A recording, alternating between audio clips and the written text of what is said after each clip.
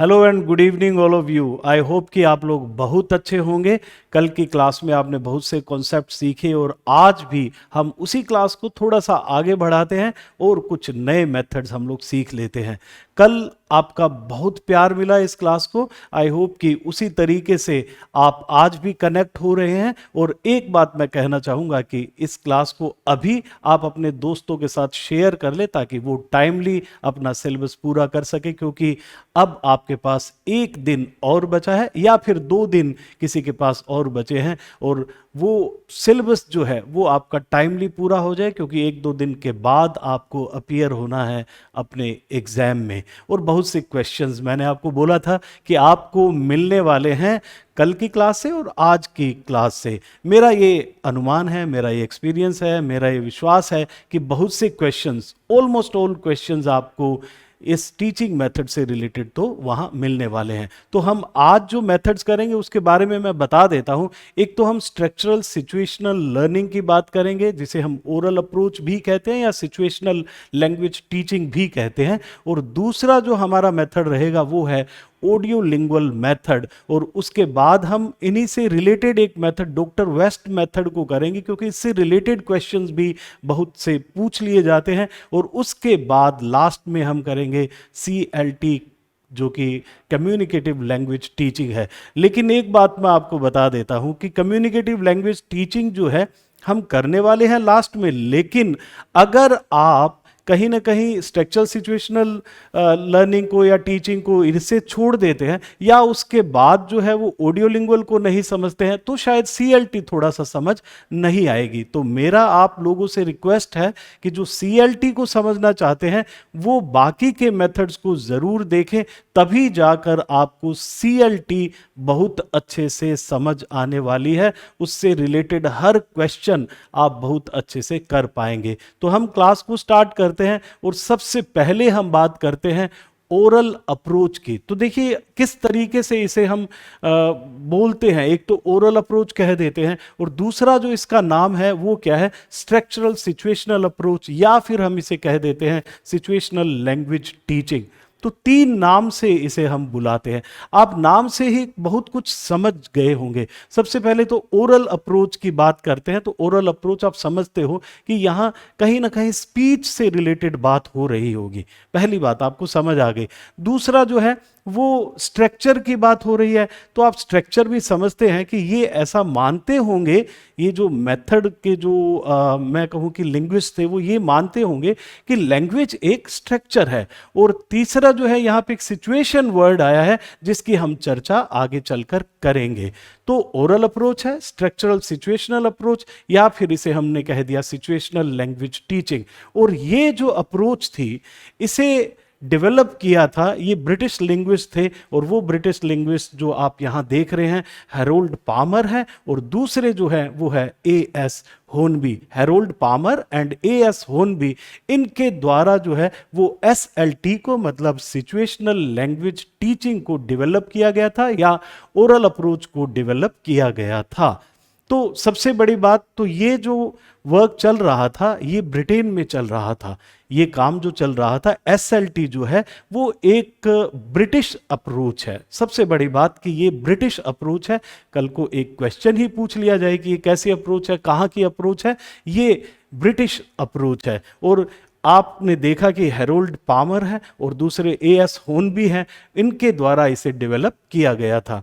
अब direct method से ये अलग क्या है, इसमें डायरेक्ट मेथड से ये ज़्यादा साइंटिफिक है। डायरेक्ट मेथड से ज़्यादा साइंटिफिक किस तरीके से है कि हमने देखा कि डायरेक्ट मेथड में अगर हम वोकेबुलरी की बात करते हैं तो वोकेबुलरी में कहीं कुछ सिलेक्शन की बात नहीं थी, ग्रेडेशन की बात नहीं थी। तो यहाँ पे वोकेबुलरी का सिलेक्शन और ग्रेडेशन कुछ साइंटिफिक था। लेकिन पहले अगर मैं बात करूं डायरेक्ट मेथड में तो हम एवरीडे वोकेबुलरी की बात करते हैं। तो एक साइंटिफिक मेथडोलॉजी है, ये ज़्यादा साइंटिफिक है डायरेक्ट मेथड से। तो डायरेक्ट मेथड से ज़्यादा साइंटिफिक है और इसमें जो मेन बात आती है वो है वोकेबुलरी सिलेक्शन। तो हम 2-3 पार्ट्स में इसे पढ़ेंगे। ये जो स्ट्रक्चरल अप्रोच है इसकी जो हम बात करेंगे, देखिए सबसे पहले तो स्ट्रक्चरल अप्रोच के बारे में एक शब्द जो है वो आप समझ जाइए, स्ट्रक्चर। तो क्या था कि ये स्ट्रक्चरल मॉडल पे आधारित थी, जो हम अभी आगे भी पढ़ेंगे। स्ट्रक्चरल मॉडल क्या कहता था कि लैंग्वेज एक स्ट्रक्चर है, लैंग्वेज का एक स्ट्रक्चर होता है, और लैंग्वेज क्या है, is a system of structurally related elements. तो एक स्ट्रक्चर की बात करते हैं यहां पे हम, और उसी स्ट्रक्चर को क्या करते हैं, हम रिपीट करते हैं, बार बार उसकी ड्रिलिंग करते हैं, बोलते हैं, और बोलने से हमें वो क्या होता है, स्ट्रक्चर याद हो जाता है, और फिर हम क्या करते हैं, उसे कहीं भी यूज कर लेते हैं। तो बात है कि लैंग्वेज एक स्ट्रक्चर है, ये बात आपको ध्यान रखनी है।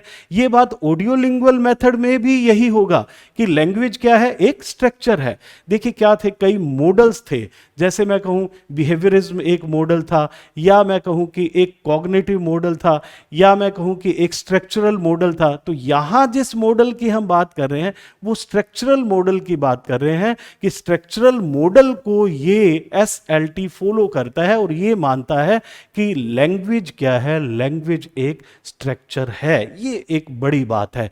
और हमने देखा कि यहां पे वोकैबुलरी सिलेक्शन की बात हो रही है।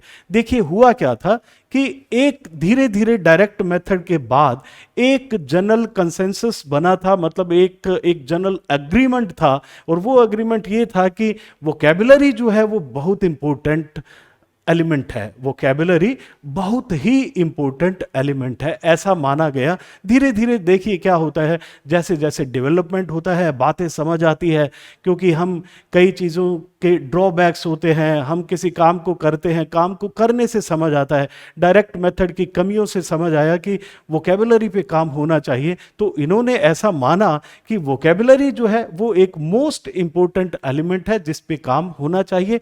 और एक कॉलमैन रिपोर्ट आई थी जो डायरेक्ट मेथड के बाद 1929 में जो है वो कॉलमैन रिपोर्ट आई थी, और उन्होंने तो क्या कहा था, उन्होंने कहा था कि एम्फेसिस जो है वो किस पे दिया जाना चाहिए, रीडिंग स्किल्स पे दिया जाना चाहिए। मतलब जोर किस पे दिया जाना चाहिए, रीडिंग स्किल्स पे जोर दिया जाना चाहिए। देखिए एकदम से किस तरीके से रिवर्स हो गए हम, कहाँ ग्रामर ट्रांसलेशन मेथड में रीडिंग पे फोकस किया जाता था, और फिर धीरे धीरे हम कहाँ मूव किए, डायरेक्ट मेथड की तरफ आए। अब हम कहाँ आ गए हैं, हम स्ट्रक्चरल मेथड की तरफ आ गए हैं, सिचुएशनल लैंग्वेज टीचिंग की तरफ आ गए हैं, ओरल अप्रोच की तरफ आ गए हैं। लेकिन बात किसकी हो रही है, रीडिंग की बात हो रही है। तो कॉलमैन रिपोर्ट जो आई थी उन्होंने ये माना था कि रीडिंग के थ्रू जो है हम लैंग्वेज की स्किल्स को जल्दी सीख सकते हैं। और इसी तरीके से क्या हुआ था कि माइकल वेस्ट है, और माइकल वेस्ट जहाँ तक मुझे याद आ रहा है 1920 के करीब जो है वो भारत में आए थे, और भारत में ये काम कर रहे थे,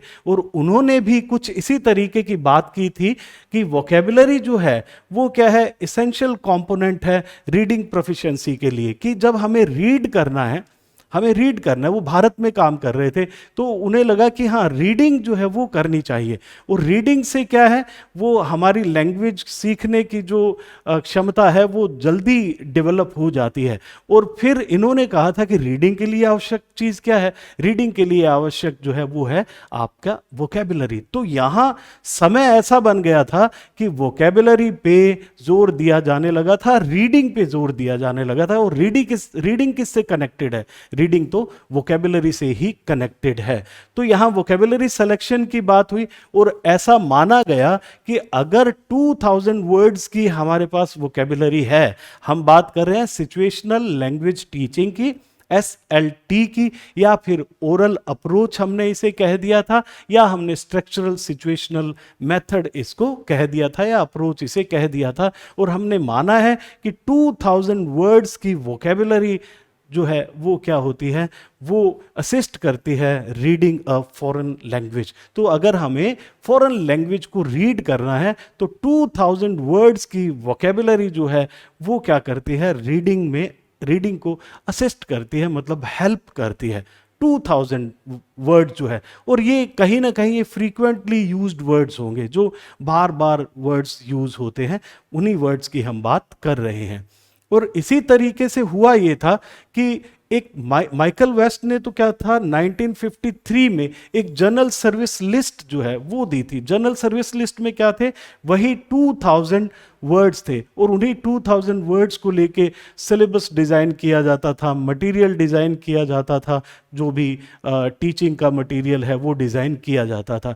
तो हम यहाँ सबसे पहले एसएलटी में जो बात करेंगे वहाँ सबसे बड़ी बात हुई थी वोकेबुलरी कंट्रोल पे, और वोकेबुलरी की बात हम कर रहे हैं, वोकेबुलरी सिलेक्शन पे, सॉरी, वोकेबुलरी सिलेक्शन की बात हुई थी और हमने कहा कि 2000 वर्ड्स की वोकेबुलरी असिस्ट करती है फॉरेन लैंग्वेज रीडिंग में। और आपने देख लिया कि माइकल वेस्ट ने जो लिस्ट दी थी उसे कहा गया था जनरल सर्विस लिस्ट, इसमें भी क्या थे, 2000 वर्ड्स ही थे। और आपसे इस तरीके का क्वेश्चन भी पूछा जा सकता है। अब देखिए एसएलटी से अभी तक जो हमने बात किया सिचुएशनल लैंग्वेज टीचिंग से रिलेटेड, तो क्या क्वेश्चंस आपसे पूछे जा सकते हैं। पहला क्वेश्चन कि कौन सा मॉडल अप्लाई होता है इस पे, वो है स्ट्रक्चरल मॉडल। आपको समझ आ गया होगा क्योंकि ये मेथड, ये अप्रोच ये मान के चलती है कि लैंग्वेज क्या है, लैंग्वेज एक स्ट्रक्चर है, सबसे बड़ी बात। और दूसरी बात, ये वोकेबुलरी सिलेक्शन पे बात कर रही है, कितने वोकेबुलरी वर्ड्स की बात कर रही है, 2000 वोकेबुलरी वर्ड्स की बात कर रहे हैं। और इसको डेवलप कौन से ब्रिटिश अप्लाइड लिंग्विस्ट ने किया था, ये हैरोल्ड पामर है और एएस होर्नबी है। और साथ में माइकल वेस्ट का नाम आता है जिन्होंने जनरल सर्विस लिस्ट दी थी, जो कि 2000 वर्ड्स की सर्विस लिस्ट थी, जिससे कि मटेरियल, टीचिंग मटेरियल तैयार किया जाता था। अब देखते हैं हम कि हम इसकी बात तो कर ही चुके हैं कि ये एसएलटी किसको फॉलो करती है। ये फॉलो किसको करती है, स्ट्रक्चरल मॉडल को, या फिर हम उसे क्या कह देते हैं, स्ट्रक्चरलिज्म कह देते हैं। बार बार जो वर्ड आपके पास आ रहा है वो है स्ट्रक्चर, इस बात को आप ध्यान रखें। तो स्ट्रक्चरल मॉडल या स्ट्रक्चरलिज्म को ये फॉलो करती है। अब हम जो दूसरी बात पढ़ेंगे, पहली बात हमने पढ़ी थी वोकेबुलरी सिलेक्शन की, दूसरी बात जो हम पढ़ रहे हैं वो क्या है, वो है ग्रामर कंट्रोल। अब ग्रामर का मतलब ये नहीं है कि मैं कहीं ग्रामर को डिस्क्राइब कर रहा हूं, ग्रामर को एक्सप्लेन कर रहा हूं। यहां ग्रामर से मतलब जो है वो सेंटेंस स्ट्रक्चर्स होते हैं। ग्रामर से मतलब क्या है, सेंटेंस स्ट्रक्चर्स हैं। जैसे मैं कहूं कि आई प्ले फुटबॉल, ये एक सब्जेक्ट, वर्ब एंड ऑब्जेक्ट का एक तरीके का एक स्ट्रक्चर है, और यही जो स्ट्रक्चर्स हैं वो क्या करते हैं, हम पैटर्न्स में डिवाइड कर देते हैं। जैसे शी कुक्स फूड भी क्या है, सब्जेक्ट, वर्ब एंड ऑब्जेक्ट का एक पैटर्न हो गया। तो यहां ग्रामर से जो मतलब है वो क्या है, वो सेंटेंस पैटर्न्स है, स्पोकन लैंग्वेज के सेंटेंस पैटर्न्स है। मतलब जैसे सब्जेक्ट वर्ब ऑब्जेक्ट एक पैटर्न हो गया, सब्जेक्ट वर्ब एक पैटर्न हो गया, सब्जेक्ट वर्ब ऑब्जेक्ट ऑब्जेक्ट एक और पैटर्न हो गया। तो ये क्या है, स्पोकन लैंग्वेज के जो पैटर्न्स हैं उनकी हम लोग बात यहां पे कर रहे हैं। तो ग्रामर से मतलब कहीं भी यहां कोई ग्रामर का एक्सप्लेनेशन से रिलेटेड बात नहीं हो रही है, डिस्क्रिप्शन से रिलेटेड बात नहीं हो रही है, बल्कि ग्रामर का मतलब ही यहां किससे है, ग्रामेटिकल स्ट्रक्चर से है या ग्रामेटिकल पैटर्न से है। और देखिए ग्रामेटिकल पैटर्न्स भी अपने आप में क्या है, स्ट्रक्चर है। अगर मैं ये कहता हूं कि ये सब्जेक्ट है, देन वर्ब है, देन ऑब्जेक्ट है, तो आपको बात समझ आ गई कि ये एक स्ट्रक्चर है, ये लैंग्वेज का एक स्ट्रक्चर है। तो फिर से ग्रामर का मतलब क्या है, पैटर्न है या स्ट्रक्चर है। तो पामर और होर्नबी जो थे या जो अदर जो लोग थे उन्होंने क्या किया था, लिंग्विस्ट थे, उन्होंने ग्रामेटिकल स्ट्रक्चर्स को जो है वो किस में डिवाइड किया था, सेंटेंस पैटर्न्स में डिवाइड कर दिया था, क्लासिफाई कर दिया था। मतलब कि जितने भी स्ट्रक्चर्स हैं उनको उन्होंने क्लासिफाई किया था किस में, सेंटेंस पैटर्न्स में, और उन्हें हमने क्या कह दिया, सब्स्टिट्यूशन टेबल्स भी कह दिया। अब सब्स्टिट्यूशन टेबल्स क्या होता है कि मान लीजिए कि मैं यहाँ एक आपको सेंटेंस देता हूं, जैसे है शी प्लेज फुटबॉल, तो मैं यहां फुटबॉल को हटा के क्रिकेट लिख देता हूं, शी प्लेज क्रिकेट। तो क्या किया हमने, हमने सब्स्टिट्यूट कर दिया, हमने उसे रिप्लेस कर दिया, हमने उसे चेंज कर दिया। तो वेरिएबल्स को क्या करते हैं, हम चेंज कर देते हैं इसमें। तो ये क्या हुआ, ये एक तरीके का सब्स्टिट्यूशन हो गया, तो हमने इसे सब्स्टिट्यूशन टेबल भी कह दिया। देखिए क्या होता है कि अब सब्स्टिट्यूशन को भी आगे पढ़ेंगे तो कई तरीके के सब्स्टिट्यूशंस होते हैं, जैसे सिंपल सब्स्टिट्यूशंस होते हैं, या फिर मैं कहूँ कि कंपाउंड सब्स्टिट्यूशन होता है, ग्रामेटिकल सब्स्टिट्यूशन होता है। जैसे सिंपल सब्स्टिट्यूशन होता है तो उसमें वेरिएबल्स जो है वो इंटरचेंज नहीं होते हैं। कंपाउंड में वेरिएबल्स इंटरचेंज हो जाते हैं, कुछ ऐसा ही है। और कई बार हो सकता है आपसे क्वेश्चन पूछ लिया जाए कि सिंपल या कौन सा ऐसा सब्स्टिट्यूशन है जिसमें वेरिएबल्स इंटरचेंज नहीं होते हैं, तो वो कौन सा है, सिंगल सब्स्टिट्यूशन होता है। तो आपने देखा कि हम यहाँ अब ग्रामर कंट्रोल की बात कर रहे हैं और उसमें हम सेंटेंस पैटर्न्स की बात कर रहे हैं और सब्स्टिट्यूशन टेबल भी उसे कह देते हैं। अब क्या है, correct speech habits through blind imitative drill. तो ये जो स्ट्रक्चर्स है, मैं यहाँ स्ट्रक्चर्स की क्यों बात कर रहे हैं, स्ट्रक्चर्स की बात करने का मतलब क्या है कि हम इन स्ट्रक्चर्स के थ्रू क्या करते हैं, इन स्ट्रक्चर्स को लेके इनकी हम ड्रिल करते हैं। ड्रिल का मतलब क्या है, यहाँ पे हम इनकी प्रैक्टिस करते हैं। जैसे मान लीजिए I play cricket, I play cricket, I play cricket, तो इसे क्या करेंगे, हम इसकी ड्रिल करेंगे, इसको बार बार रिपीट करेंगे। तो ये यहाँ पे एक रेपिटेशन जो है वो बड़ी चीज़ है, ड्रिल जो है वो बड़ी चीज़ है, प्रैक्टिस जो है वो बड़ी चीज़ है। तो इन्हीं स्ट्रक्चर्स की, इन्हीं पैटर्न्स की हम लोग क्या कर रहे हैं, हम ड्रिल कर रहे हैं, हम प्रैक्टिस कर रहे हैं इसकी, और हम उसे रिपीट कर रहे हैं। ये बड़ी चीज़ है इस सिचुएशनल लैंग्वेज टीचिंग में। और देखिए क्या होता है कि एक तरीके की इसको करने से होगा क्या, इसको करने से एक हैबिट फॉर्म होती है, और हैबिट फॉर्म होने से क्या होगा कि वो चीज़ हमारे ऑटोमेटिक बन जाएगी। तो हमने कल भी बात की थी the principle of habit formation, तो वो कहाँ लागू हो रहा है, वो SLT पे प्रिंसिपल ऑफ हैबिट फॉर्मेशन लागू हो रहा है कि हम क्या करें, हम किसी भी स्ट्रक्चर की बार बार जो है वो उसे रिपीट करें तो वो हमारी हैबिट बन जाएगी। अब देखते हैं कि जो पामर है, होर्नबी है, उन्होंने जो है वो एक कुछ प्रिंसिपल्स की बात की थी, और वो जो 3 प्रिंसिपल्स है ये एक बड़ी देन थी इनकी, और वो क्या है, selection, gradation and presentation. Selection के बारे में आप पढ़ चुके हैं, ये जो है ये पामर और होर्नबी की देन है कि ये सिलेक्शन, और दूसरा क्या है, presentation and gradation, and third one is presentation. Selection और इसके बारे में, ग्रेडेशन के बारे में तो आप जानते हैं। सिलेक्शन क्या है आपको पता है कि आप चूज करते हैं मटेरियल को, ग्रेडेशन क्या है कि आप ग्रुपिंग करते हैं, फिर उसकी सीक्वेंसिंग करते हैं सिंपल टू कॉम्प्लेक्स, और फिर प्रेजेंटेशन, फिर उसी मटेरियल को क्या है प्रेजेंट किया जाता है, उसकी प्रैक्टिस जो है वो की जाती है। तो ये जो प्रिंसिपल्स हैं वो SLT की खास बात है, सिलेक्शन, ग्रेडेशन एंड प्रेजेंटेशन। और ओरल अप्रोच इसको क्यों कहा है, ये तो आपको बात समझ आ गई होगी कि ओरल अप्रोच इसे इसलिए कहा है कि speech was regarded as the basis of language. Speech की ही बात यहां पे कर रहे हैं, तो मेन बात यहां पे किसकी हो रही है, स्पीच की हो रही है। अगर हम डायरेक्ट मेथड की बात करें, वहां भी स्पीच की बात हो रही थी, और यहां भी किसकी बात हो रही है, यहां भी स्पीच की बात हो रही है। तो थोड़ा थोड़ा हम कनेक्ट करते चलते हैं। लेकिन वहां डायरेक्ट मेथड में क्या था कि एक एनवायरनमेंट में रखा जाता था लैंग्वेज की, और धीरे धीरे वो लैंग्वेज के एनवायरनमेंट से क्या होता था, पैटर्न्स को हम ऑब्जर्व करते थे, और पैटर्न्स को ऑब्जर्व करने से क्या होता था, हमें लैंग्वेज आ जाती थी। लेकिन यहां क्या है, यहां तो स्टार्टिंग पॉइंट ही हमारा क्या है, स्ट्रक्चर है। हम स्टार्ट ही कहां से कर रहे हैं, स्ट्रक्चर से कर रहे हैं।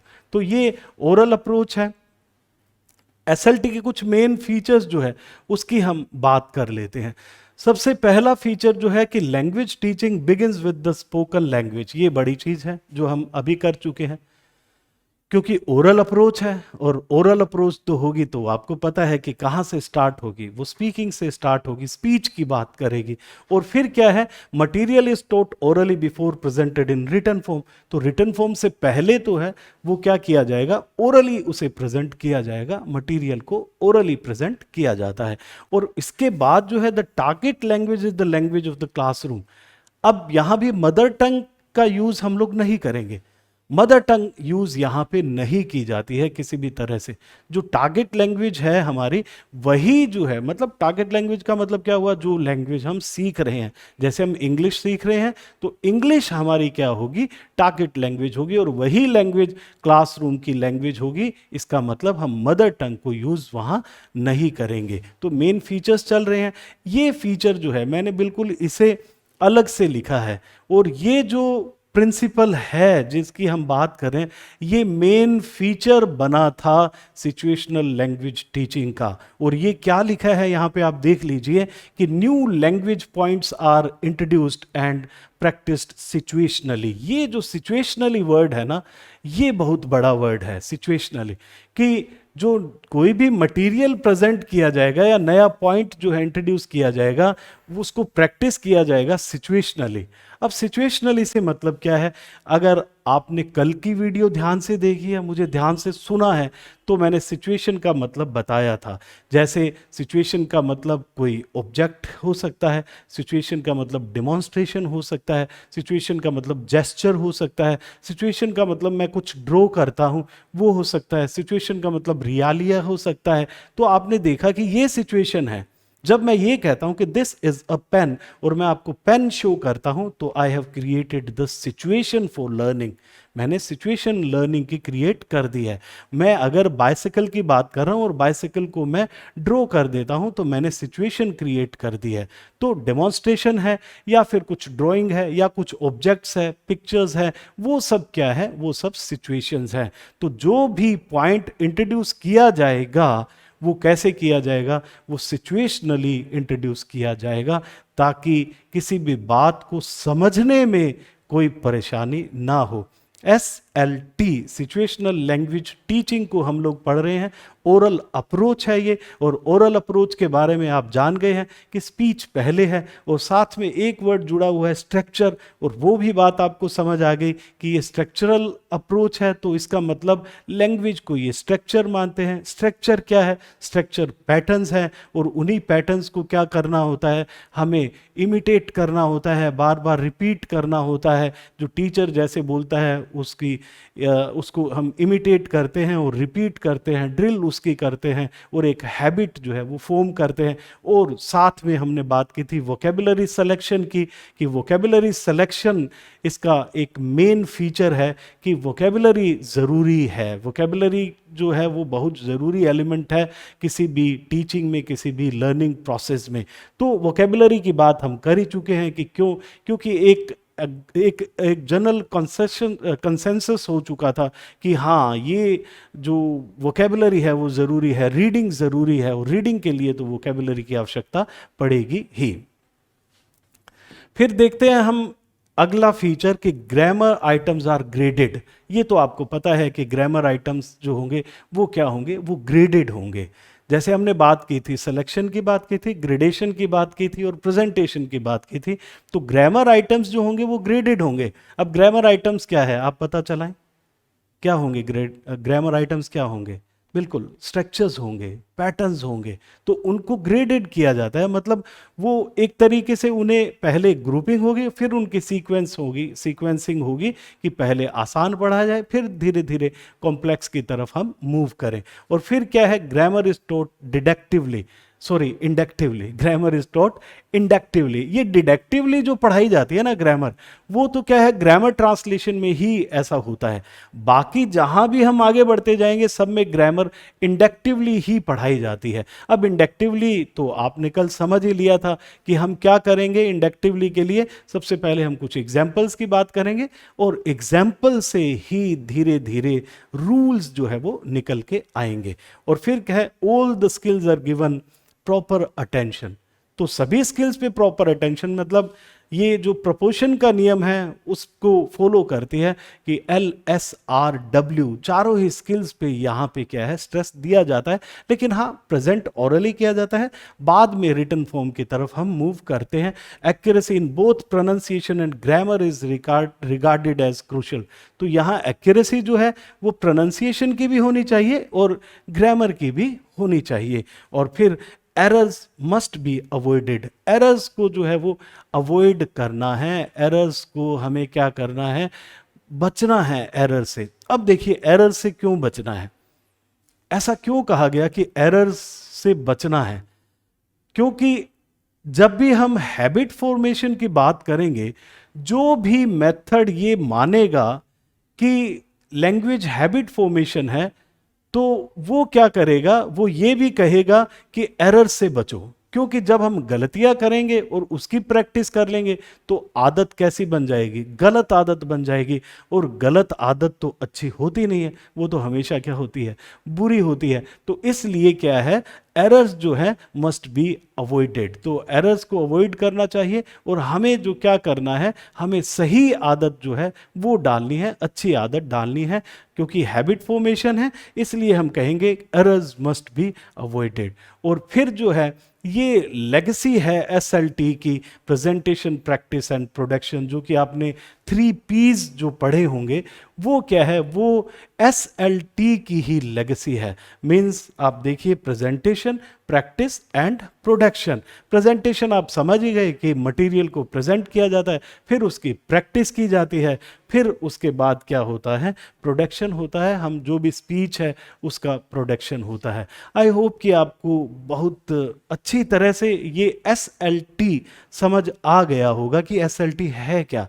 तो ओरल अप्रोच है, स्ट्रक्चरल सिचुएशनल अप्रोच है, या सिचुएशनल लैंग्वेज टीचिंग हम इसको कह देते हैं। और क्या चीज़ें हैं इस पे जो विशेष ध्यान दिया गया, वो वोकेबुलरी सिलेक्शन पे, ग्रामर कंट्रोल पे, और फिर हमने देखा कि ये वोकेबुलरी की ज़रूरत क्यों पड़ी, क्योंकि वहाँ रीडिंग की बात होने लगी थी, इसलिए वोकेबुलरी की बात की, और कितने वर्ड्स की बात की, 2000 वर्ड्स की बात की। और फिर हमने जैसे डॉक्टर वेस्ट की बात की थी, जिन्होंने जनरल सर्विस लिस्ट दी थी, और फिर उसके बाद हमने बात की ग्रामर कंट्रोल की। और ग्रामर कंट्रोल क्या है, ग्रामर का मतलब क्या है, पैटर्न से है, और पैटर्न्स की हम क्या करेंगे, प्रैक्टिस करेंगे, ड्रिल करेंगे।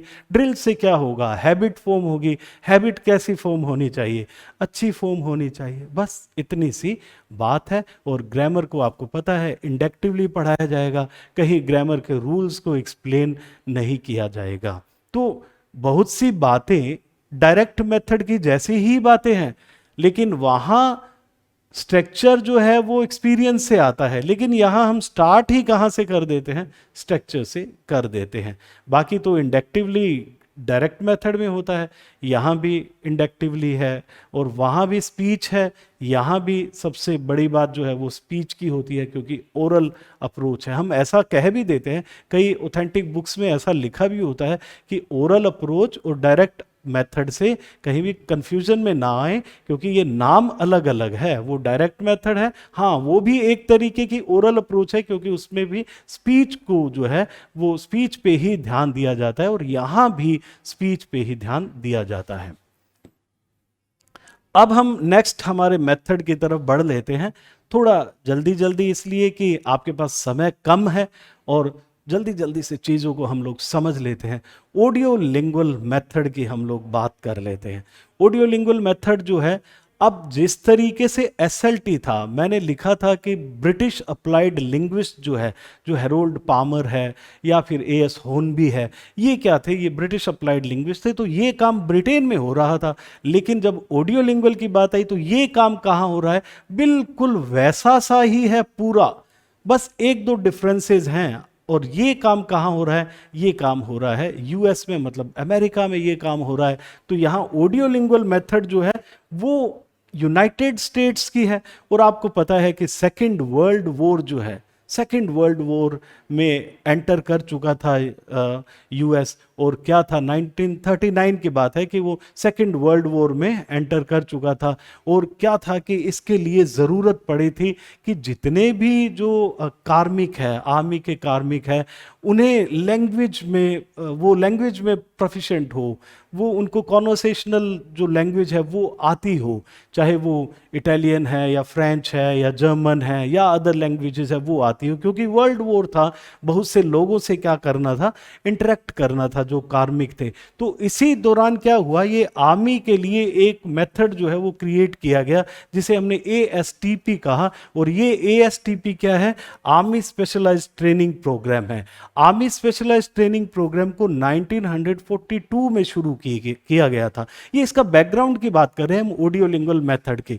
आपको मैं फिर से कह देता हूं कि जो एसएलटी था बिल्कुल वैसा सा ही लगेगा आपको, बिल्कुल, क्योंकि ये भी किस पे बेस्ड है, ये भी स्ट्रक्चरल अप्रोच पे बेस्ड है। दोनों ही मेथड्स जो हैं वो स्ट्रक्चरल अप्रोच पे बेस्ड है। ये देखिए 1942 में आर्मी स्पेशलाइज्ड ट्रेनिंग प्रोग्राम चला, और 1943 तक आते आते जो है वो 55 यूनिवर्सिटीज जो है इसमें शामिल हो गई थी इस प्रोग्राम में। और इसका जो मेन पर्पस था वो क्या था, कॉन्वर्सेशनल प्रोफिशिएंसी को अटेन करना, मतलब कि बातचीत कर पाए और बातचीत से जो है वो क्या करें, हम एक दूसरे से अपनी बात को कम्युनिकेट कर सकें। लेकिन मेन जो फोकस था वो किस पे था, कॉन्वर्सेशनल प्रोफिशिएंसी पे था। अब देखिए क्या था कि इस दौरान लियोनार्ड ब्लूमफील्ड जो थे, उन्होंने क्या है, एक वो कुछ काम कर चुके थे इस पे स्ट्रक्चरल मेथड पे। तो वो उन्होंने एक मेथड दिया था, इन्फॉर्मेंट मेथड। इसमें होता क्या था कि एक इन्फॉर्मेंट होता था और वो क्या है, एक नेटिव स्पीकर होता था। नेटिव स्पीकर मतलब जो भाषा सिखानी है उसका, मतलब जो टारगेट लैंग्वेज सिखानी है उसका नेटिव स्पीकर। मतलब जैसे हमें इंग्लिश सीखनी है तो एक अंग्रेज होता था, तो वो क्या करता था, वो लैंग्वेज को जो है वो बार बार कुछ फ्रेजेज और स्ट्रक्चर्स को यूज करता था, और उन फ्रेजेज और स्ट्रक्चर्स को यूज करते हुए वो क्या है, लोगों को प्रैक्टिस करवाता था। तो ये वो इन्फॉर्मेंट होता था जो फ्रेजेज और वोकेबुलरी को लोगों तक पहुंचाता था। और फिर जो है चार्ल्स फ्राइज आए जो कि स्ट्रक्चरलिस्ट थे, और इन्होंने तो क्या किया था कि डायरेक्ट मेथड को पूरी तरह से क्या किया था, रिजेक्ट कर दिया था। और इन्होंने कहा था कि स्ट्रक्चर जो है वो स्टार्टिंग पॉइंट है, स्ट्रक्चर ही क्या है, स्टार्टिंग पॉइंट है। ये किसने कहा स्ट्रक्चर स्टार्टिंग पॉइंट है, ये कहा था चार्ल्स फ्राइज ने। वो चार्ल्स फ्राइज जो थे वो मिशिगन यूनिवर्सिटी के डायरेक्टर थे, चार्ल्स फ्राइज। और इसीलिए देखो, अब मैं बात करूंगा मिशिगन यूनिवर्सिटी में क्या हुआ था कि लैंग्वेज, इंग्लिश लैंग्वेज टीचिंग का फर्स्ट इंस्टीट्यूट जो है वो स्टार्ट किया गया था मिशिगन यूनिवर्सिटी में।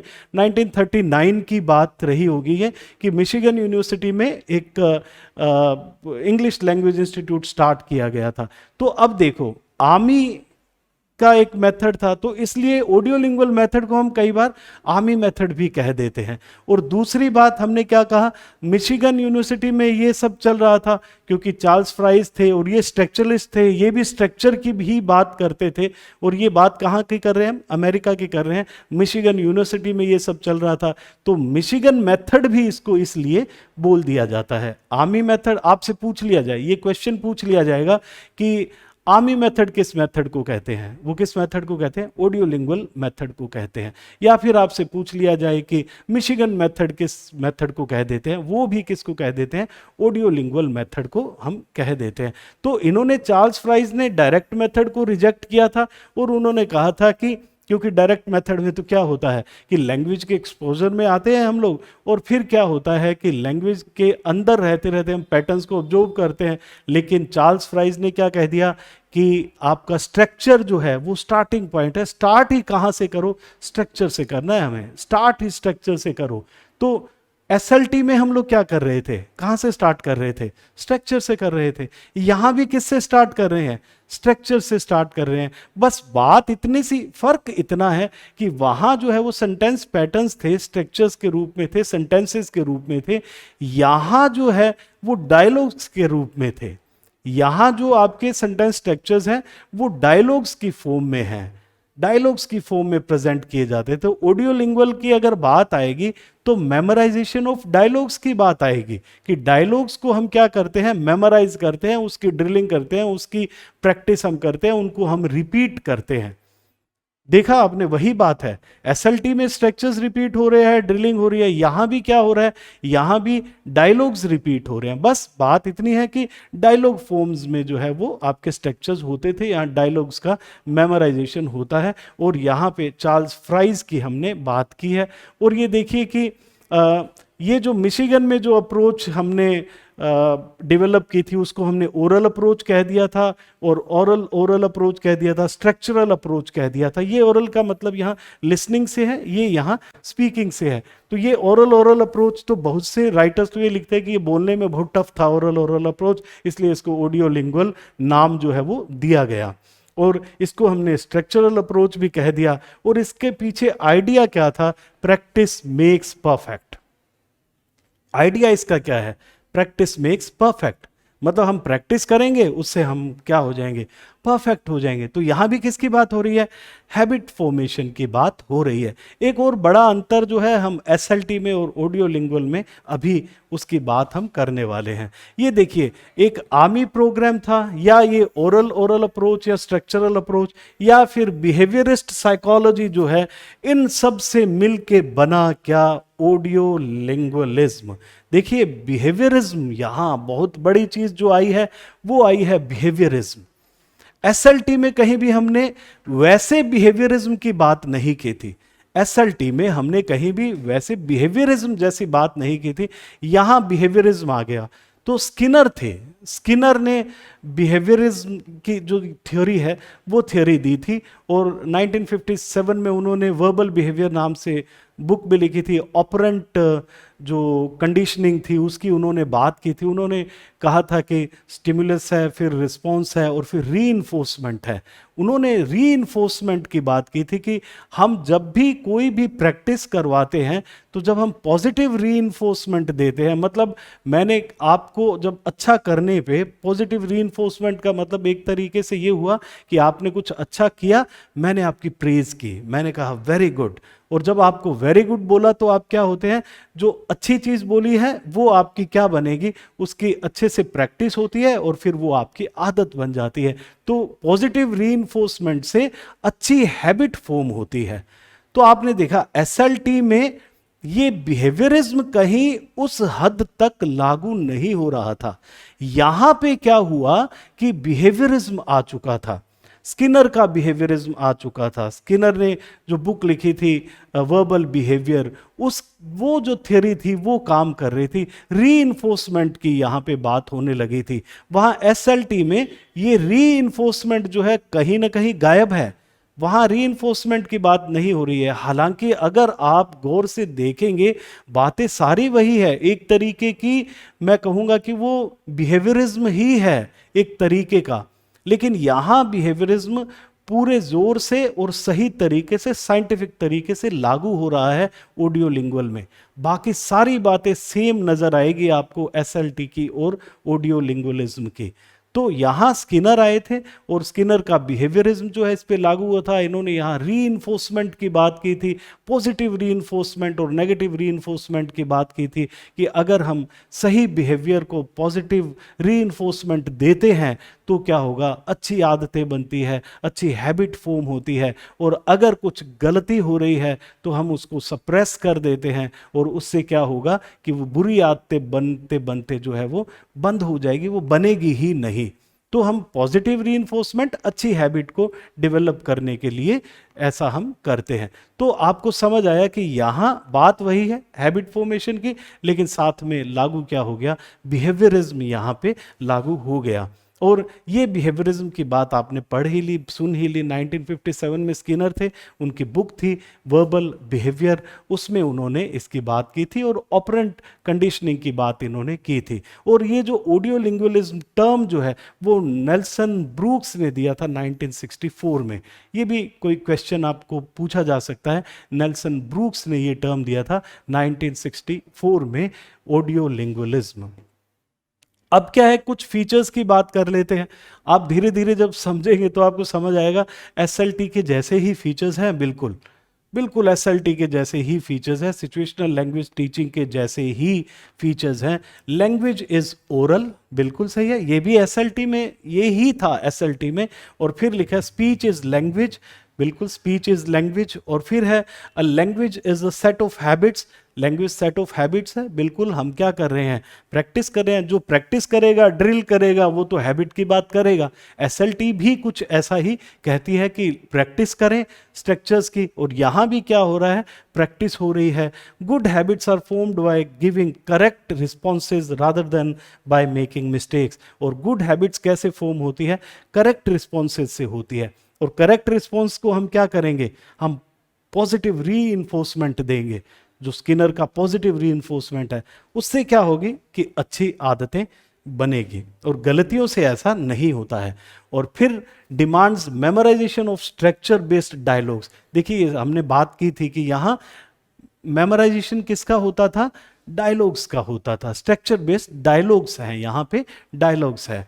और डायलॉग्स भी कैसे, मान लो कि एक टीचर जो है वो कोई मान लीजिए किसी का रोल प्ले कर रहा है और वो बोल रहा है किसी मान लीजिए कि मैं एक पोस्टमैन बन जाता हूँ या मैं एक सेल्समैन बन जाता हूँ, तो मैं बोलूँगा would you like to purchase this, तो स्टूडेंट्स भी उसी को क्या करते हैं, रिपीट करते हैं इस तरीके से।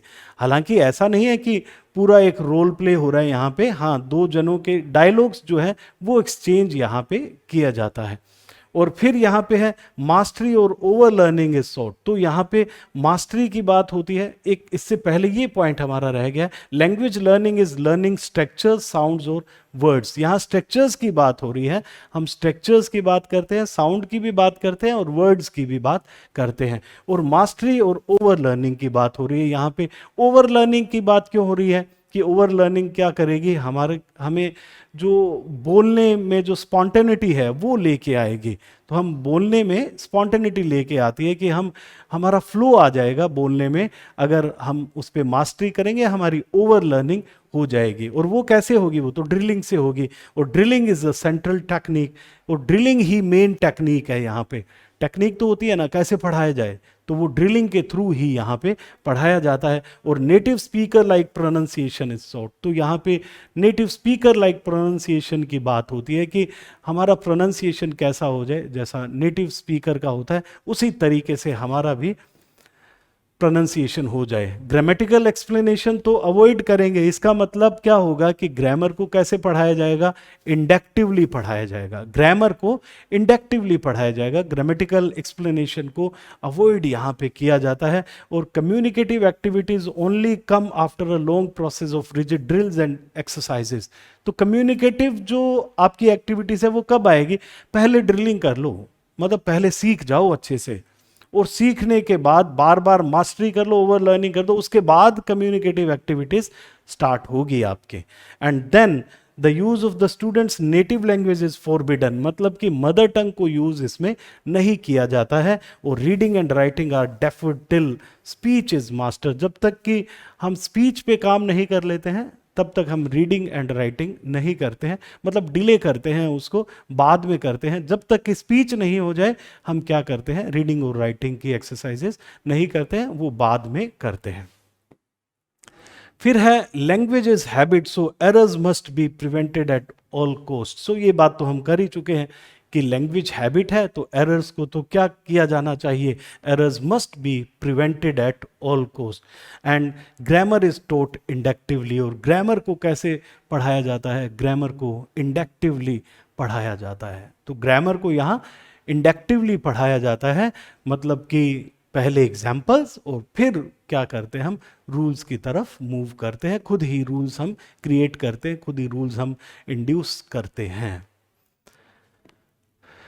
और ये कुछ आप देखिए, ये लैंग्वेज लैब जो है, अगर कहीं क्वेश्चन पूछ लिया जाए, ये मैंने इसलिए यहाँ पे लिख के रखा कि मुझे याद रह जाए और आपको भी मैं बता सकूं। और ये क्वेश्चन पूछ लिया जाता है, कई जो ऑथर्स होते हैं वो ऑडियो लिंगुअल मेथड को जब स्टार्ट करते हैं तो वो कैसे करते हैं कि वो सबसे पहले एक पिक्चर दिखाते हैं जिसमें क्या है, एक लैंग्वेज लैब है, हेडफोन्स लगा के लोग बैठे हुए हैं स्टूडेंट्स, और पूछते हैं कि कौन सा मेथड है, वो कौन सा मेथड है, ऑडियो लिंगुअल मेथड है। देखिए कुछ टेक्नोलॉजी का इनोवेशन हो चुका था उस समय तक, ये सब लैंग्वेज लैब्स वगैरह आ चुकी थी, तो ऑडियो लिंगुअल जो है लैंग्वेज लैब का बहुत उसमें यूज़ होता था।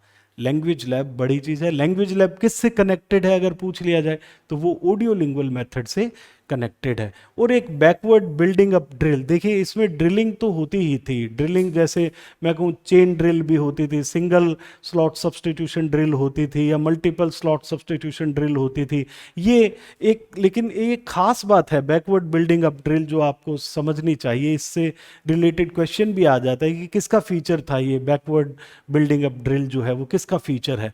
देखिए क्या होता है, ये बैकवर्ड ड्रिलिंग होती क्या है, जैसे मैंने कहा कि I am going to the post office, I am going to the post office, तो इसी की ड्रिलिंग चल रही है, I am going to the post office. तो मान लीजिए कि कोई बोलते बोलते क्या है अटक गया कहीं, कि I am going to the, कुछ अटक गया, तो क्या हुआ, बैकवर्ड ड्रिलिंग स्टार्ट होती है। किस तरीके से, हम बोलते हैं पोस्ट ऑफिस, सब बोलेंगे पोस्ट ऑफिस, टीचर बोलता है पोस्ट ऑफिस, फिर स्टूडेंट्स बोलते हैं पोस्ट ऑफिस, फिर बोलते हैं कि गोइंग टू पोस्ट ऑफिस, फिर स्टूडेंट्स बोलते हैं गोइंग टू पोस्ट ऑफिस। देखिए पीछे से चल रहे हैं हम, going to post office, I am going to post office, I am going to post office. तो हम जहां अटके वहां से हमने क्या हुआ, बैकवर्ड ड्रिलिंग जो है वो स्टार्ट की। एक तरीके का एक्सपेंशन होता है, लेकिन ये बैकवर्ड एक्सपेंशन होता है। तो इसके बाद हम चलते हैं डॉक्टर वेस्ट मेथड की तरफ। लेकिन फिर से मैं बता दूं कि ऑडियोलिंगुअल मेथड और एसएलटी जो है वो बहुत ज़्यादा अलग नहीं है। अगर मैं बात करूं तो इसमें एक मेन फीचर जो है वो बिहेवियरिज्म जो है वो ऐड हो जाता है। बाकी लगभग बातें वैसी है, वहाँ स्ट्रक्चर्स है, पैटर्न्स हैं, और यहाँ क्या है, यहाँ डायलॉग्स है तो स्ट्रक्चर बेस्ड डायलॉग्स है, स्ट्रक्चर बेस्ड, लेकिन है क्या, डायलॉग्स है। और बिहेवियरिज्म ऑडियोलिंगुअल में बहुत पूरी तरह से अच्छी तरह से लागू होता है। जो पॉजिटिव रीइंफोर्समेंट की हम लोग बात कर रहे हैं वो ब्रिटिश अप्रोच है और ये अमेरिकन अप्रोच है। आपको अच्छे से समझ आ गया होगा। तो इससे पहले कि हम CLT की तरफ बढ़ें, कम्युनिकेटिव लैंग्वेज टीचिंग की तरफ बढ़ें, हम डॉक्टर वेस्ट क्यों बीच में कर रहे हैं कि डॉक्टर वेस्ट, आपको पता है कि हमने बात की थी कि इंडिया में आए थे और उन्होंने जो है बात की थी कि रीडिंग के लिए जो है वोकेबुलरी बहुत इम्पोर्टेंट है। तो इन्होंने तो कहा था, एक तरीके का इनका मेथड जो था वो रीडिंग मेथड था। डॉक्टर वेस्ट का जो मेथड था वो रीडिंग मेथड था, क्योंकि इन्होंने रीडिंग पे ही जोर दिया था कि रीडिंग से हम क्या कर सकते हैं, हम स्पोकन या फिर जो रिटन लैंग्वेज है वो सीख सकते हैं। ये डॉक्टर वेस्ट का मानना था। रीडिंग, अगर आपसे क्वेश्चन पूछ लिया जाए कि डॉक्टर वेस्ट ने किस पे मेन अटेंशन दी थी, तो ही एम्फेसाइज्ड ऑन, क्या आंसर होगा, रीडिंग। वो रीडिंग पे उन्होंने जो है वो अटेंशन दी थी, मेन अटेंशन दी थी। तो हम डॉक्टर वेस्ट को भी थोड़ा सा बीच में पढ़ देते हैं और उसके बाद हम CLT की तरफ मूव करेंगे। ये डॉक्टर वेस्ट जो थे वो प्रिंसिपल थे ट्रेनिंग कॉलेज इन ढाका में, और ये क्वेश्चन पूछ लिया जाता है कि ये कहाँ के थे। और फिर जो है ये एक डायरेक्ट मेथड के अगेंस्ट रिएक्शन था। अगर हम सिचुएशनल लैंग्वेज टीचिंग की बात करें, ऑडियो लिंगुअल मेथड की बात करें, तो वो भी एक तरीके से डायरेक्ट मेथड के रिएक्शन में ही आया था, उसके ही अगेंस्ट क्वेश्चनिंग हुई थी, या उसका ही वो क्या था, एक तरीके का सुधार था। और ये भी डॉक्टर वेस्ट का जो मेथड था वो भी एक रिएक्शन था डायरेक्ट मेथड के अगेंस्ट। और इन्होंने जो है वो इंडियन जो लोग थे उनकी सोशल नीड्स को समझा था।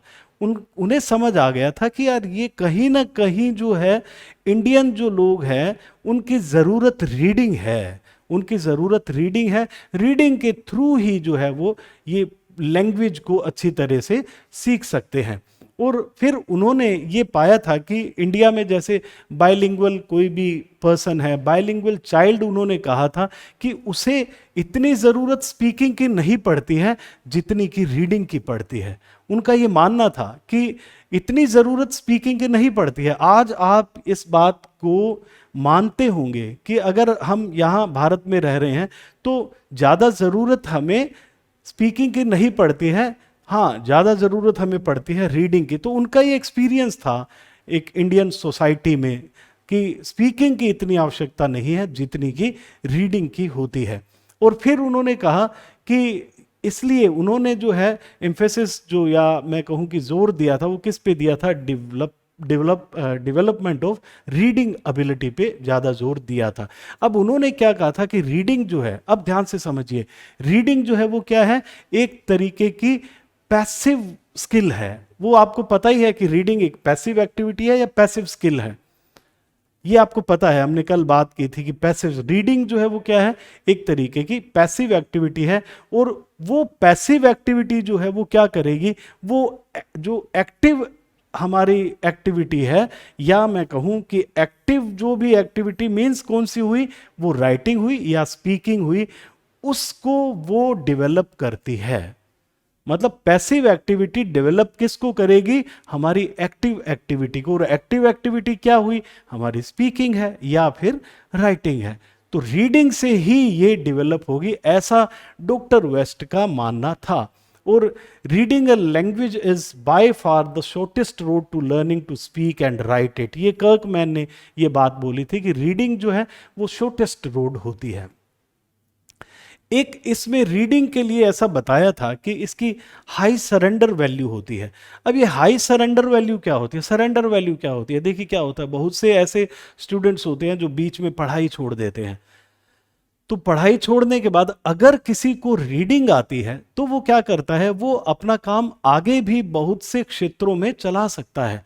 इसका मतलब वो ऐसी बहुत सी एक्टिविटीज लाइफ की पूरी कर सकता है रीडिंग के थ्रू।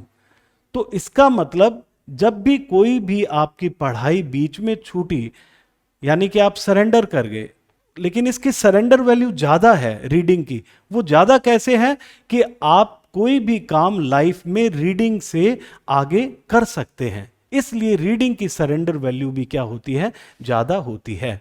आपको सिर्फ स्पीकिंग आती है उससे काम नहीं चलता, क्योंकि रीडिंग के थ्रू आप बहुत से और काम भी कर सकते हो। And reading can be acquired more easily than speaking और राइटिंग एबिलिटी। ये डॉक्टर वेस्ट का मानना था कि रीडिंग को जो है वो जल्दी एक्वायर किया जा सकता है।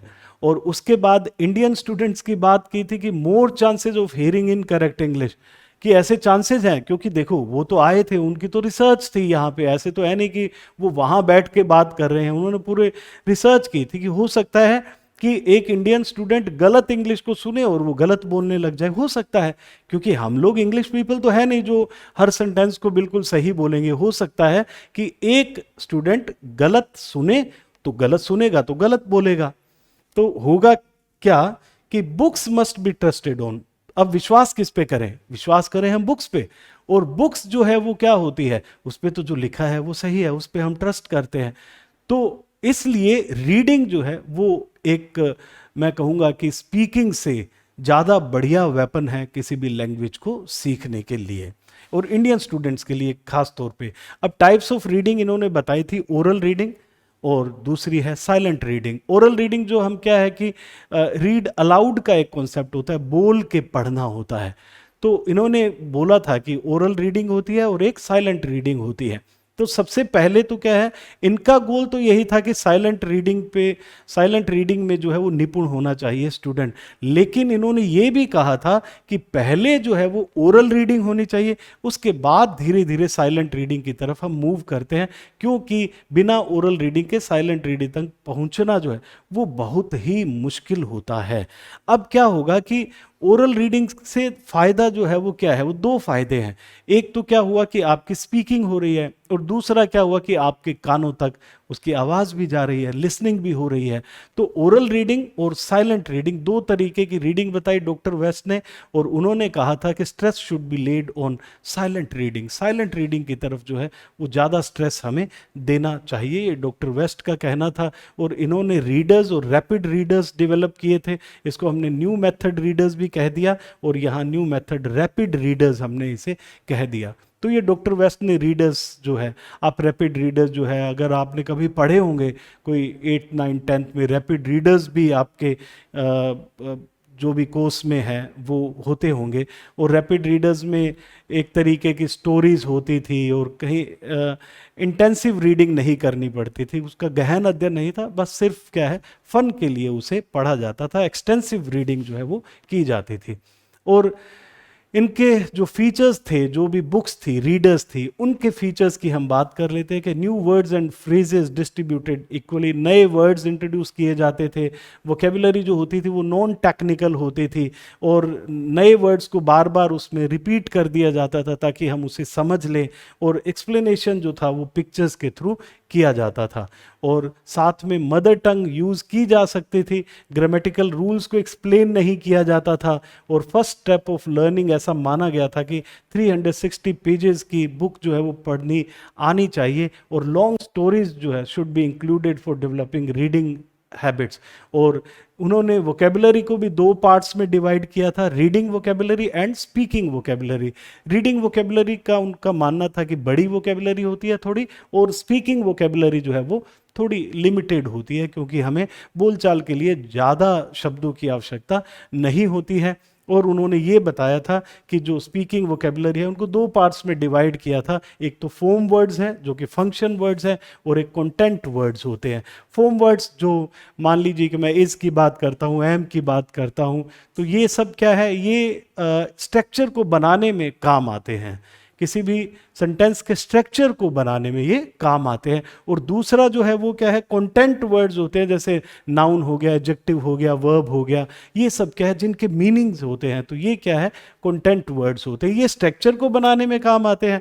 आर्टिकल हो गए हैं, या फिर मैं कहूँ कि प्रेपोजिशन हो गए हैं, या आपकी जो हेल्पिंग वर्ब्स हो गई है, ये सब क्या होगी, ये फंक्शन वर्ड्स होते हैं या फॉर्म वर्ड्स होते हैं। और ऐसा माना गया था कि स्पीकिंग वोकेबुलरी के लिए कि 1158 जो फॉर्म यहाँ पे लिखना चाहिए था, form and content words are sufficient for speaking purpose, तो 1158 वर्ड्स जो है, ये क्वेश्चन पूछ लिया जाएगा, कहीं लिखा हुआ पड़ा हुआ है, ये पूछ लिया जाए कि डॉक्टर वेस्ट ने स्पीकिंग वोकेबुलरी या स्पीकिंग वर्ड्स कितने बताए थे, वो थे 1158। ये भी कमाल की बात है कि 1158 तक उन्होंने काउंट करके इसे रखा था, 1158 राउंड फिगर तक भी नहीं ले गए, 1158 वर्ड्स इन्होंने बताए थे, फॉर्म एंड कंटेंट वर्ड्स। लेकिन और मिनिमम वर्ड्स जो है उन्होंने जो रीडिंग के लिए बताए थे, वो रीडिंग के लिए वर्ड्स बताए थे 2280। 1158 तो स्पीकिंग वर्ड्स एंड 2280 वर्ड्स बताए थे ये किसके लिए, ये रीडिंग के लिए बताए थे कि एक रीडर के लिए इतने वर्ड्स आना ठीक रहता है, इससे वो रीडिंग अच्छी कर सकता है। और इसको डिवाइड किया था कुछ इसेंशियल वर्ड्स में, सम कॉमन एनवायरनमेंट वर्ड्स में, या जनरल वर्ड्स में, या स्पेसिफिक एनवायरनमेंट वर्ड्स में। ये चार तरीके के जो है वो इन्होंने इसे क्लासिफाई किया था। और फिर जो है कॉम्प्रहेंशन टेस्ट की बात होती थी, वो क्वेश्चंस के थ्रू पूछे जाते थे, नॉन लिंग्विस्टिक नेचर के क्वेश्चनिंग की जाती थी। ऐसा नहीं कि लैंग्वेज के बारे में कुछ पूछ रहे हैं, जस्ट ये कि उसे समझ आई है या नहीं, स्टूडेंट को कोई बात समझ आई है या नहीं। आपको भी ये बात अच्छे से समझ आ गई होगी, डॉक्टर वेस्ट मेथड की बात आपको अच्छे से समझ आ गई होगी। ग्रामर जो है वो यहाँ सेपरेटली नहीं पढ़ाई जाती थी किसी भी तरीके से, और साथ में जो selection and grading of vocabulary है इस पे बात होती थी, क्योंकि हमने कह दिया कि इन्होंने तो एक वर्ड लिस्ट ही बनाई थी डॉक्टर वेस्ट ने पूरी, जो हम 2000 वर्ड्स की बात कर रहे हैं, जनरल सर्विस लिस्ट की बात कर रहे हैं, वो ही बनाई थी। तो सिलेक्शन एंड ग्रेडेशन की बात तो ये करेंगे ही। आई होप कि आपको ये सब बातें समझ आ गई। हमने डॉक्टर वेस्ट मेथड को इसलिए लिया बीच में क्योंकि ये रीडिंग से रिलेटेड मेथड था, इसलिए लेना ज़रूरी था। वोकेबुलरी से रिलेटेड मेथड था, इसलिए लिया। और हमने देखा कि हमने स्टार्ट किया था आज SLT से, अब हम कम्युनिकेटिव लैंग्वेज टीचिंग की तरफ बढ़ रहे हैं। हमने SLT से स्टार्ट किया था, हमने बात की थी कि ये स्ट्रक्चरल अप्रोच है। ऑडियोलिंगुअल मेथड की बात की थी, वो भी क्या थी, एक स्ट्रक्चरल अप्रोच थी। हम डायरेक्ट मेथड से बाहर निकले थे क्योंकि कॉलमैन रिपोर्ट आई थी 1929 में, और उन्होंने क्या कहा था, उन्होंने एक बात कही थी कॉलमैन रिपोर्ट में कि रीडिंग पे जो है वो जोर दिया जाना चाहिए। रीडिंग की तरफ वापस आए थे हम लोग, और रीडिंग में तो वोकेबुलरी की ज़रूरत थी। तो हमने देखा SLT में हमने वोकेबुलरी सिलेक्शन की बात की, हमने साथ में बात की थी ग्रामर कंट्रोल की। और ग्रामर कंट्रोल क्या है, ग्रामर कंट्रोल तो ये था कि ग्रामर का मतलब यहाँ पैटर्न से था, सेंटेंस स्ट्रक्चर से था, और फिर ऑडियोलिंगुअल में वो स्ट्रक्चर बेस्ड डायलॉग्स हो गए थे। और यहाँ दोनों ही मेथड्स में, SLT में और अगर हम बात करें ऑडियोलिंगुअल में, क्या था, एक हैबिट फॉर्मेशन की बात हो रही है। लेकिन ऑडियोलिंगुअल में जो है वो बिहेवियरिज्म पूरी तरह से अच्छी तरह से लागू होता है। यहाँ थोड़ा बिहेवियरिज्म जो है वो उस तरीके से लागू नहीं होता है। हालांकि एक तरीके की SLT जो है वो भी बिहेवियरिज्म थ्योरी से रिलेटेड ही है, लेकिन मैं कहूँगा कि यहाँ बिहेवियरिज्म जो है वो बहुत अच्छे तरीके से ऑडियोलिंगुअल में डेवलप हो चुका था अमेरिका में। तो वहाँ रीइंफोर्समेंट की बात होती है, पॉजिटिव रीइंफोर्समेंट की, स्किनर की ऑपरेंट थ्योरी जो है उसकी बात होती है। तो अब हम बढ़ते हैं आगे धीरे धीरे कम्युनिकेटिव लैंग्वेज टीचिंग की तरफ। CLT क्वेश्चन पूछा जा सकता है, CLT का मतलब क्या है, कम्युनिकेटिव लैंग्वेज टीचिंग, या आपको हो सकता है कि कहीं ये लिखा हुआ आ जाए कम्युनिटी लैंग्वेज टीचिंग, जल्दी से निशान मत लगा देना आप, क्योंकि कम्युनिकेटिव और कम्युनिटी लगभग एक जैसे से ही दिखेंगे, क्योंकि एक तरीके की कम्युनिटी लैंग्वेज टीचिंग भी एक मेथड है और एक है कम्युनिकेटिव लैंग्वेज टीचिंग। हमारे कोर्स में क्या है, कम्युनिकेटिव लैंग्वेज टीचिंग है। इसकी आप थोड़ा सा इसे ध्यान रखना। देखिए हम कहाँ थे, हम एसएलटी में थे, हम ऑडियो लिंगुअल में थे, और हो क्या रहा था वहाँ, हम क्या कर रहे थे, वहाँ स्ट्रक्चर की ड्रिलिंग कर रहे थे, स्ट्रक्चर की प्रैक्टिस कर रहे थे, रट्टा मार रहे थे, बार बार चीज़ों को बताया जा रहा था, हम उन चीज़ों को जो है वो घोट रहे थे, एक तरीके से मास्टरी कर रहे थे, ओवर लर्निंग कर रहे थे। और इस ओवर लर्निंग से क्या हो रहा था, इस ओवर लर्निंग से स्पॉन्टेनिटी आ रही थी कि हाँ हम बोलना सीख जाएंगे, ये ऐसा माना जा रहा था। लेकिन हुआ क्या कि नोम चॉम्स्की आए। नोम चॉम्स्की का आपने नाम सुना होगा, ये है नोम चॉम्स्की, इन्हें देख भी लो आप, ये है नोम चॉम्स्की। अब नोम चॉम्स्की आए और नोम चॉम्स्की ने लिंग्विस्टिक कॉम्पिटेंस जो है इसका कॉन्सेप्ट दिया। नोम चॉम्स्की ने लिंग्विस्टिक कॉम्पिटेंस का कॉन्सेप्ट दिया और उन्होंने बताया, उन्होंने लिंग्विस्टिक कॉम्पिटेंस है क्या। उन्होंने कहा कि हमारे अंदर, एक बच्चे के अंदर भी क्या होती है, एक इनेट ग्रामेटिकल स्ट्रक्चर्स जो है वो होते हैं, लिंग्विस्टिक कॉम्पिटेंस होती है। मतलब कि जो ग्रामेटिकल स्ट्रक्चर्स हैं, ग्रामेटिकल रूल्स जो हैं वो इनेट होते हैं, मतलब कि वो जन्म के साथ ही हमारे साथ आते हैं। वो इसका मतलब जो हमारे में एक एग्जिस्टिंग नॉलेज होती है ग्रामर रूल्स की, तभी तो हम क्या कर पाते हैं कि नए स्ट्रक्चर्स को क्रिएट कर पाते हैं। तो नोम चॉम्स्की ने कहा कि जब हमारे अंदर ऐसी इनेट चिप टाइप कोई चीज़ है, चिप मैं जनरल सेंस में यूज़ कर रहा हूँ, कि हमें वो ग्रामर रूल्स होते हैं बच्चों में, तो वो अपने आप क्या करते हैं, नए स्ट्रक्चर्स को जनरेट कर लेते हैं, नए स्ट्रक्चर को बना लेते हैं। उन्होंने कहा था कि ये यूनिवर्सल ग्रामर होती है, इसको यूनिवर्सल ग्रामर भी कहा उन्होंने। तो यूनिवर्सल ग्रामर वर्ड आएगा, जनरेटिव ग्रामर वर्ड आएगा, ट्रांसफॉर्मेशनल ग्रामर वर्ड आएगा, तो वो किससे रिलेटेड है, नोम चॉम्स्की से ही रिलेटेड है। तो लिंग्विस्टिक कॉम्पिटेंस की इन्होंने बात की कि हमारे अंदर कुछ ग्रामेटिकल जो रूल्स होते हैं वो इनेट ही होते हैं, वो जन्म के साथ ही आते हैं, जिससे हम उस एग्जिस्टिंग नॉलेज से क्या करते हैं, नए स्ट्रक्चर्स को क्रिएट करते हैं। तब उन्होंने कहा कि फिर ये ड्रिलिंग की क्या जरूरत है, जब हम अपने आप ही इसको बना सकते हैं स्ट्रक्चर्स को। एक बच्चे में ये गुण होता है, एक ह्यूमन बीइंग में ये गुण होता है कि वो स्ट्रक्चर्स को अपने एग्जिस्टिंग नॉलेज से नए स्ट्रक्चर्स क्रिएट कर सकता है। फिर हम इतने सारे स्ट्रक्चर्स को मेमोराइज क्यों करें। और इसी से क्या हुआ कि अचानक ही एसएलटी और ऑडियो लिंगुअल जो है वो अचानक ही फेड हो गया, क्योंकि ये बहुत बड़ा कॉन्सेप्ट था लिंग्विस्टिक कॉम्पिटेंस।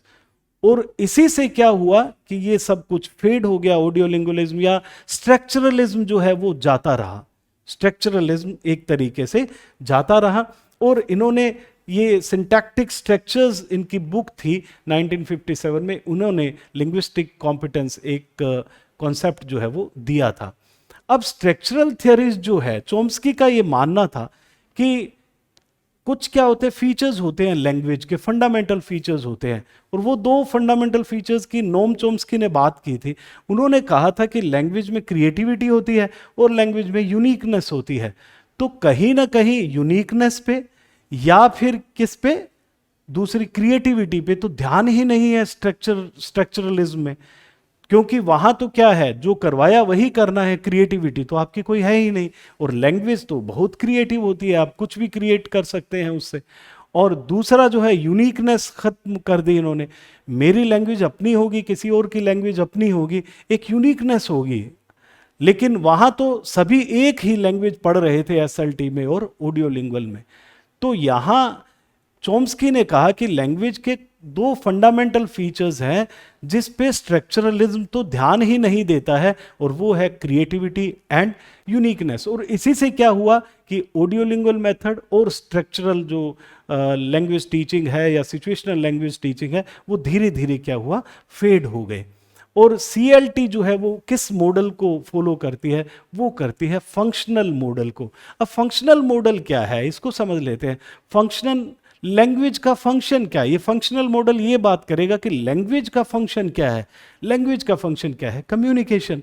तो फंक्शनल मॉडल तो ये कहता है कि लैंग्वेज के फंक्शन की बात करो, और लैंग्वेज का फंक्शन क्या है, लैंग्वेज का फंक्शन है कम्युनिकेशन। अब देखो CLT में एक क्वेश्चन बना है आपका, हो सकता है ये क्वेश्चन आ जाए तो आपसे पता नहीं होता या नहीं होता। एक क्वेश्चन इतना बड़ा क्वेश्चन बन गया कि कौन से मॉडल को फॉलो करता है CLT।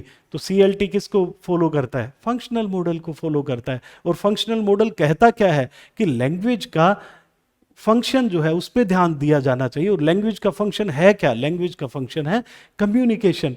और फिर अगर हम बात करें कि DA विल्किंस थे 1972 में, इन्होंने क्या किया था कि एक यहां पे इन्होंने एक डॉक्यूमेंट प्रिपेयर किया था, और वो डॉक्यूमेंट जो है उसमें उन्होंने कम्युनिकेटिव या फंक्शनल डेफिनेशन दी थी लैंग्वेज की। देखिए फंक्शनल डेफिनेशन या कम्युनिकेटिव डेफिनेशन ऑफ लैंग्वेज उन्होंने दी थी विल्किंस ने 1972 में। और यही जो था वो कम्युनिकेटिव सिलेबस का आधार बन गया था। ये जो डॉक्यूमेंट था वो कम्युनिकेटिव सिलेबस का आधार बन गया था। देखिए कम्युनिकेटिव सिलेबस क्या हुआ, आप जो भी, अगर मैं कहूँ SLT का भी तो एक सिलेबस होगा कोई ना कोई, वो सिलेबस कैसा था, वो सिलेबस था स्ट्रक्चर बेस्ड। और ऑडियोलिंगुअल में भी कैसा था, वो भी स्ट्रक्चर बेस्ड था। अगर मैं यहां बात कर रहा हूं तो कम्युनिकेटिव सिलेबस बना, तो इसके लिए भी तो एक सिलेबस चाहिए ना कि किस तरीके का कम्युनिकेशन कैसे करेंगे, हम किस सिलेबस से करेंगे। तो एक सिलेबस बना, और यही जो 1972 का जो डॉक्यूमेंट था उसी को 1976 में एक बुक के रूप में नोशनल सिलेबसेस की नाम से एक बुक आई थी, जिसमें विल्किंस ने ये सिलेबस दिया था, नोशनल फंक्शनल सिलेबस। कौन सा सिलेबस था ये, नोशनल फंक्शनल सिलेबस। ये किसने दिया था, विल्किंस ने। अब आपसे क्वेश्चन एक और बन गया कि नोशनल फंक्शनल सिलेबस कहां लागू होता है, कहां लागू होता है, CLT पे। और CLT क्या है, कम्युनिकेटिव लैंग्वेज टीचिंग, और इसका सिलेबस कौन सा था, नोशनल फंक्शनल सिलेबस। किसने दिया था, विल्किंस ने दिया था। और विल्किंस ने कब दिया था, 1976 में। कौन सी बुक में दिया था, और वो बुक आपको पता ही है, नोशनल सिलेबसेस में था। अब ये दो वर्ड्स आ रहे हैं आपके, नोशनल एंड फंक्शनल। तो विल्किंस ने कहा था कि दो कैटेगरीज होती है, एक तो है नोशनल कैटेगरी और दूसरी कौन सी है, कैटेगरीज ऑफ फंक्शन। तो नोशनल कैटेगरीज ये सब है, टाइम है या फिर सीक्वेंस है, क्वांटिटी है, लोकेशन है, फ्रीक्वेंसी है, ये सब क्या है, नोशनल कैटेगरीज है। और फंक्शनल कैटेगरीज क्या है, या कैटेगरीज ऑफ फंक्शन क्या है, लैंग्वेज का फंक्शन क्या होता है। देखिए लैंग्वेज का फंक्शन रिक्वेस्ट भी होता है, लैंग्वेज का फंक्शन कुछ ऑफर भी होता है, कोई अपोलॉजी भी होता है, कंप्लेंट्स होता है। तो हम कंप्लेंट करते हैं, हम रिक्वेस्ट करते हैं, तो ये सब क्या है, लैंग्वेज के फंक्शन है। तो दो उन्होंने कैटेगरीज में इसे डिवाइड किया था, एक है नोशनल कैटेगरी और दूसरी कैटेगरीज ऑफ फंक्शन है। और नोशनल कैटेगरी में टाइम की बात हो जाती है, स्पेस की बात, सीक्वेंस की बात हो जाती है, लोकेशन की बात हो जाती है, वो सब क्या है, वो कैटेगरीज है नोशनल कैटेगरीज। और फंक्शनल कैटेगरीज आपको पता है, रिक्वेस्ट है, ऑफर है, या फिर कंप्लेंट्स है, ये सब क्या है, फंक्शनल कैटेगरीज है। तो इसको लेके इन्होंने एक सिलेबस बनाया, जैसे लैंग्वेज के फंक्शन को लेके बनाया कि चलो रिक्वेस्ट किस तरीके से करते हैं, would you please give me a pen, would you please give me a pen, could you please give me a pen, would you please give me a pen, may I please get a pen. तो ये सब क्या है, इस तरीके का syllabus होता था कि रिक्वेस्ट हम किस तरीके से करते हैं, कंप्लेंट सब किस तरीके से करते हैं। इस तरीके से एक सिलेबस तैयार किया गया था, और वो सिलेबस किसने तैयार किया था, वो विल्किंस ने तैयार किया था, नोशनल फंक्शनल सिलेबस। और ये किसका सिलेबस था, ये सिलेबस था CLT का, कम्युनिकेटिव लैंग्वेज टीचिंग का सिलेबस था। और देखिए दो वर्जन्स हैं, strong version and week version. मान लीजिए आपसे, ये तो बहुत अंदर का क्वेश्चन है, मान लीजिए आपसे पूछ लिया जाए कि कौन सा वर्जन यूज होता है, तो वीक वर्जन ऑफ CLT जो है वो हम यूज करते हैं। देखिए स्ट्रॉन्ग वर्जन क्या कहता है, learning to use English, learn करें और फिर इंग्लिश को यूज करें, पहले लर्न फिर यूज। और ये क्या कहता है, using English to learn, use करें इंग्लिश का उसी से हम क्या करेंगे, लर्न करेंगे। तो यहाँ क्या हो रहा है, यहाँ कम्युनिकेटिव एक्टिविटीज शुरू से ही स्टार्ट हो रही है वीक वर्जन में, कि हम लैंग्वेज के अंदर शुरू से ही आ जाते हैं। We use English to learn it, we use English to learn it. यही तो वीक वर्जन है, इसको हमने वीक वर्जन कहा है। आप थोड़ा नाम से वो मत हो कि ये क्या वीक वर्जन कैसे हुआ, स्ट्रॉन्ग वर्जन कैसे हुआ। ये वीक वर्जन है वो क्या है कि हम लैंग्वेज एक्टिविटीज को स्टार्ट करें और उससे हम अपने आप लर्न कर जाएंगे। फर्स्ट हम क्या करेंगे, लैंग्वेज का यूज करेंगे और यूज करते करते ही हम किसी चीज को लर्न करते हैं। तो ये वीक वर्जन है। आपसे क्वेश्चन पूछ लिया जाए कि वीक वर्जन यूज होता है सीएलटी का या स्ट्रॉन्ग वर्जन यूज होता है, पॉपुलर वर्जन कौन सा है, वीक वर्जन, जहां हम शुरू से ही इंग्लिश का या लैंग्वेज का यूज स्टार्ट करते हैं और धीरे धीरे वो चीज हम सीख जाते हैं। यहां तो स्ट्रॉन्ग वर्जन में क्या है, पहले लर्न करो एंड फिर यूज करो, वो थोड़ा अलग वर्जन है। हम वीक वर्जन को फॉलो करते हैं। अब सीएलटी में जो है, communicative approach in language teaching starts from a functional theory of language. ये तो आप समझ गए फंक्शनल थ्योरी क्या है। फंक्शनल थ्योरी क्या कहती है कि लैंग्वेज किसके लिए है, कम्युनिकेशन के लिए होती है। And the goal of language teaching is to develop communicative competence. Communicative competence develop करना इसका गोल है। ये बड़ी बात है। ये कम्युनिकेटिव कॉम्पिटेंस टर्म किसने दिया था, डेल हाइम्स ने दिया था। ये थोड़ा सा ध्यान से देख लीजिए कि 1972 में डेल हाइम्स ने ये टर्म दी थी, communicative competence. Linguistic competence is different from communicative competence. Linguistic competence में क्या था, नॉलेज थी लैंग्वेज की, जो चॉम्स्की ने दी थी, वो क्या थी, नॉलेज ऑफ लैंग्वेज। और यहां क्या है, हाउ टू यूज लैंग्वेज है। कम्युनिकेटिव कॉम्पिटेंस का मतलब क्या है, हाउ टू यूज लैंग्वेज। हम सोसाइटी में लैंग्वेज को यूज कैसे करते हैं। तो जो हमारी ग्रामेटिकल कॉम्पिटेंस तो होगा ही, लेकिन उसको हम यूज कैसे करें सोसाइटी के अंदर। बहुत से लोग ऐसे होते हैं जिन्हें ज्ञान तो होता है लेकिन वो सोसाइटी में उसे यूज नहीं कर पाते हैं, मतलब बोल नहीं पाते हैं। तो कम्युनिकेटिव कॉम्पिटेंस जो डेल हाइम्स ने टर्म दी थी, उसका मतलब है how to use a language, कि लैंग्वेज को यूज कैसे करें। और इसका मेन गोल जो था वो डेवलप करना था कम्युनिकेटिव कॉम्पिटेंस। और सीएलटी के लिए एक हॉलिडे जो हुए थे, उन्होंने भी एक functional account of language use की बात की थी। एक और थ्योरी है फंक्शनल अकाउंट, कि लैंग्वेज का फंक्शन क्या क्या हो सकते हैं। उन्होंने 7 फंक्शंस बताए थे। हॉलिडे का नाम आया है, हालांकि एक और नाम आएगा जो शायद हम आपसे पूछ लिया जाए। विडोसन एक व्यक्ति हुए थे, लिंग्विस्ट हुए थे, विडोसन, वो नाम भी आप याद रखें। यहाँ हॉलिडे की हम बात कर रहे हैं, इन्होंने भी क्या बात की थी, functional account of language use, कि लैंग्वेज के यूज, लैंग्वेज के फंक्शन जो होते हैं वो इन्होंने ये फंक्शंस बताए थे, 7 फंक्शंस बताए थे।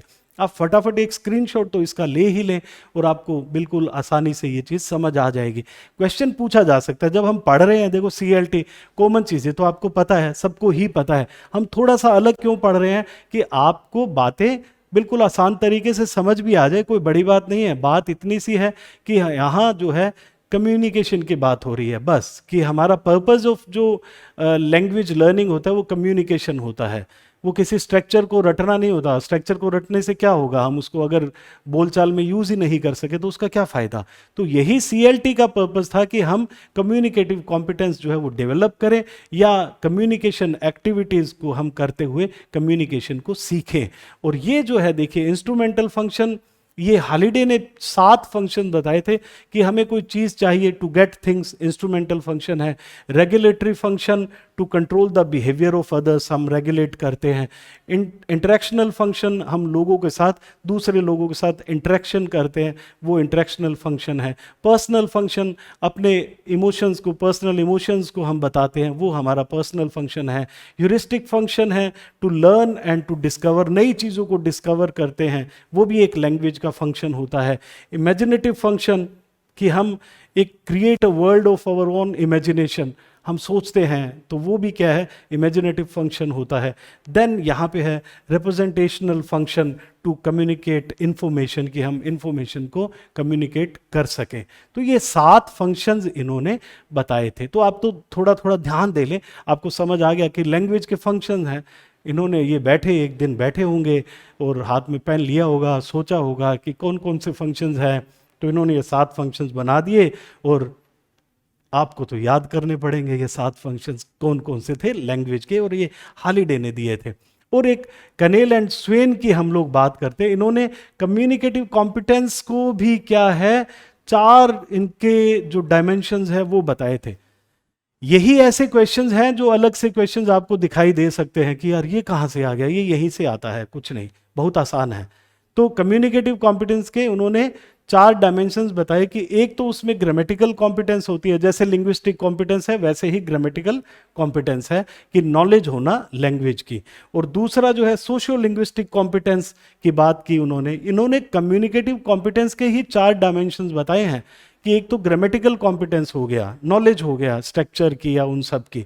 दूसरा इन्होंने क्या बताया, सोशल लिंग्विस्टिक कॉम्पिटेंस की बात की कि हम सोशल कॉन्टेक्स्ट में लैंग्वेज को कैसे यूज करते हैं। सोशल कॉन्टेक्स्ट में लैंग्वेज को मतलब एक सोसाइटी में हम लैंग्वेज को कैसे यूज करते हैं। और तीसरा जो है डिस्कोर्स कॉम्पिटेंस है कि हम किसी भी मैसेज को कैसे इंटरप्रेट करते हैं, कि हम कोई बड़ी लंबी बातचीत चल रही है, हम वो मैसेज को क्या किस तरीके से ग्रहण करते हैं, वो कॉम्पिटेंस। और एक है स्ट्रेटेजिक कॉम्पिटेंस। अब स्ट्रेटेजिक कॉम्पिटेंस क्या होता है कि हम किसी भी, ये हमारी स्ट्रेटजी होती है कि हम किस तरीके से किसी कम्युनिकेशन को इनिशिएट करते हैं, कैसे टर्मिनेट करते हैं, कैसे मेंटेन करते हैं, कैसे हम उसे रिपेयर करते हैं, कैसे हम उसे रीडायरेक्ट करते हैं। आप बहुत बार फंस जाते हैं ना कि कोई चीज़ आपको बोलते बोलते शब्द याद नहीं आता, तो आप क्या करते हो, वो आप थोड़ा सा घुमा के बोल देते हैं। या आपको कोई बात शुरू करनी है तो आप सोचते हो कैसे शुरू करूं, ये आपका क्या है, स्ट्रेटेजिक कॉम्पिटेंस है। मैं कैसे खत्म करूं बात को, ये आपका स्ट्रेटेजिक कॉम्पिटेंस होता है। मैं कैसे रीडायरेक्ट करूं उस बात को, कैसे मेंटेन करूं उसको, कैसे रिपेयर करूं कि कहीं आप फंस गए हैं किसी सिचुएशन में। तो एक तरीके से ये to cope up with the situation होता है कि सिचुएशन के साथ कैसे हम उसका सामना करते हैं, वो स्ट्रेटेजिक कॉम्पिटेंस होता है। तो आप समझ गए कि grammatical, socio linguistic, discourse and strategic competence. Question पूछ लिया जाएगा कनेल एंड स्वेन ने जो 4 डायमेंशंस बताए थे उनमें से कौन सा नहीं है, कुछ और डाल देंगे इसमें, वो नहीं होगा, ये चारों तो होंगे ही। नेक्स्ट हम फीचर्स की बात कर लेते हैं। सीएलटी के या किसी के भी फीचर्स आते हैं तो आपको लगने लग जाता है कि अब बात खत्म होने वाली है लगभग। देखिए हम एसएलटी से चले थे, स्ट्रक्चर की बात हुई, हम ऑडियो लिंगुअल में चले, स्ट्रक्चर की बात हुई, बस बिहेवियरिज्म और ऐड हो गया इसमें। और फिर हम डॉक्टर वेस्ट को हमने बीच में पढ़ लिया, उन्हें क्यों छोड़ें, भारत आए थे तो उनका आदर सम्मान हम भी कर देते हैं, तो थोड़ा हमने भी पढ़ लिया उन्हें। और उसके बाद हम आ गए सीएलटी की तरफ, और सीएलटी के अब फीचर्स की बात कर लेते हैं। और बहुत ही आसान से फीचर्स हैं, आपको समझ आ गए होंगे सारे, वही फीचर्स लगभग वापस रिपीट होंगे। Language is a system for the expression of meaning, तो मीनिंग की यहाँ बात होती है, हम अपने मीनिंग्स को एक्सप्रेस करते हैं इसमें, कि बात लैंग्वेज हम अपने अपने जो भाव होते हैं, मीनिंग्स होते हैं, उनको एक्सप्रेस हम लोग करते हैं लैंग्वेज के थ्रू। और the primary function of language is interaction and communication. Interaction करना है, कम्युनिकेशन है लैंग्वेज का जो फीचर होता है मेन। और फिर मीनिंग इसमें पैरामाउंट होता है, मतलब मीनिंग इंपॉर्टेंट होता है। मीनिंग क्या है, इंपॉर्टेंट है। सबसे बड़ी चीज़ कि हम स्ट्रक्चर तो रट लेंगे लेकिन उसकी मीनिंग नहीं पता होगा, या हम कम्युनिकेट उस मीनिंग को नहीं कर पाएंगे तो उसका क्या फ़ायदा हुआ। और communicative competence is the desired goal, ये आप पढ़ ही चुके हैं कि कम्युनिकेटिव कॉम्पिटेंस जो होता है वो डिजायर्ड गोल होता है। लिंग्विस्टिक कॉम्पिटेंस तो हमें होती है, लेकिन उसको यूज कैसे करें, लैंग्वेज को सोसाइटी में यूज कैसे करें, वो क्या है, हमारी कम्युनिकेटिव कॉम्पिटेंस होता है। उसके बाद फीचर्स की हम बात करें कि language is created through trial and error. ये बहुत बढ़िया बात है। हमने बात की थी वीक वर्जन में, क्या बात की थी कि लैंग्वेज को शुरू से ही यूज करना शुरू करते हैं, यूज करने से हम लर्न करते हैं। तो जब हम यूज करेंगे तो हम गलती तो करेंगे, और गलती ये यहाँ क्या कहते हैं कि गलती जो है वो फॉल्ट जो है, मतलब कोई भी हम गलती कर रहे हैं किसी भी चीज की, तो वो कोई फॉल्टी लर्निंग का साइन नहीं है, वो साइन है कि हाँ आप सीख रहे हैं, वो एक सीखने का साइन है। कहीं ना कहीं हम सीख रहे हैं, हमारी लर्निंग हो रही है। तो ट्रायल एंड एरर है, गलतियां तो होगी, क्योंकि यहाँ सीधा ही आप बोलना स्टार्ट करते हैं, उस एक्टिविटी में, कम्युनिकेटिव एक्टिविटी में आ जाते हैं, तो गलतियां होगी। और इसलिए एक टीचर क्या करता है, उन गलतियों को टॉलरेट करता है। यहाँ फ्लुएंसी की बात होती है ज़्यादा, कि आप फ्लुएंट हो जाओ, और उस फ्लुएंट में फ्लुएंसी में क्या होगा, उस फ्लुएंसी में यहाँ एरर्स को टॉलरेट किया जाता है, कोई बात नहीं, आप फ्लुएंसी लेके आओ, एरर्स को हम टॉलरेट करेंगे। और फिर जो है इंडक्टिव टीचिंग होती है, इसमें भी इंडक्टिव टीचिंग आप समझते ही हैं कि एग्जाम्पल से रूल की तरफ हम जाते हैं, मतलब कि ग्रामर के रूल्स को कहीं भी एक्सप्लेन यहाँ नहीं किया जाता है। Fluency and acceptable language is the primary goal. Fluency and acceptable language is the primary goal. Primary goal जो होता है वो क्या होता है, वो हमारा एक्सेप्टेबल लैंग्वेज होता है, फ्लुएंसी होता है।